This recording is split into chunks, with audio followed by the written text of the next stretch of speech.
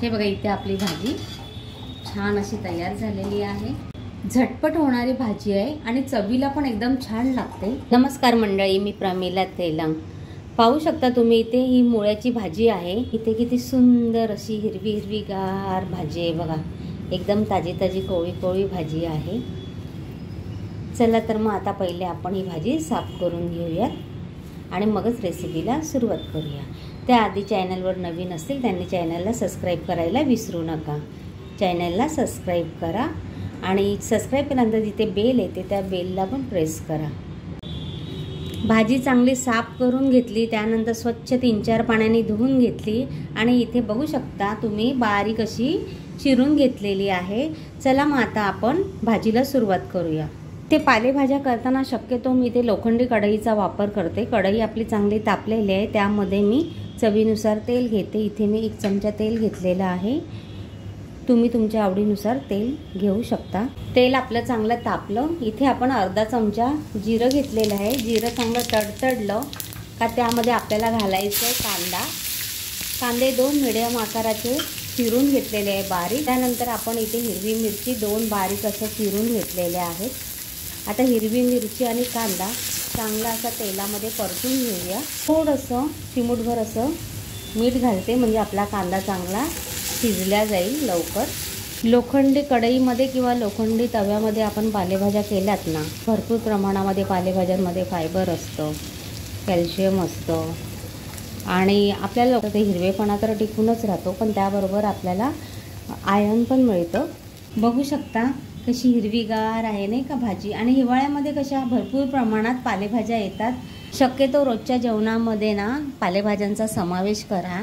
ते आपला कांदा चांगला असा गुलाबी रंगावर परतला गेलेला आहे, मऊ पण पडलेला आहे। आता आपण यामध्ये ना लसूण घालूया।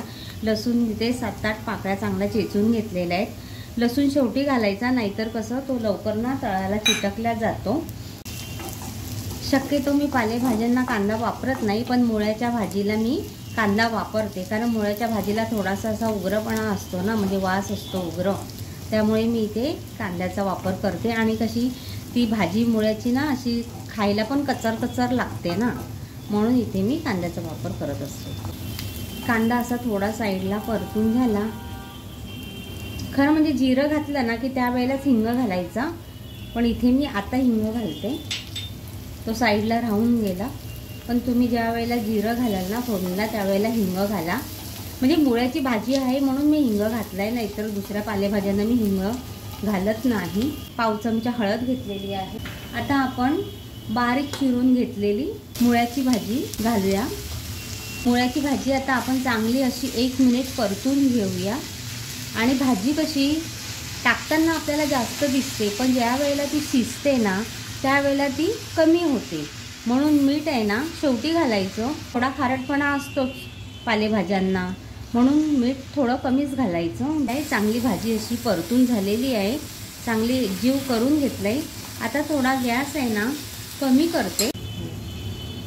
हे बघा इथे थोडंसं असं पाव चमचा मीठ घालते। पालेभाज्यांना ना पाणी सुटतं, तर आता त्या पाण्यामध्येच आपल्याला 4 ते 5 मिनिट भाजी चांगली अशी शिजून घेऊया। त्यावर झाकण मारते आणि गॅस कमी करते। हे बघा आपली भाजीनी पाणी पण सोडलेलं आहे आणि आपण यामध्ये आहे ना शेंगदाण्याचा कूट घालतो 1 चमचा, म्हणजे 1 चमचा म्हणजे मोठा 1 चमचा। तुमच्याकडे नारळाचं चव असेल ना, म्हणजे नारळ आपण खाऊन घेतो ना ओलं नारळ, ते पण तुम्ही घालू शकता। आणि शेंगदाण्याचा कूट असेल तर तुम्ही शेंगदाण्याचा कूट पण घालू शकता।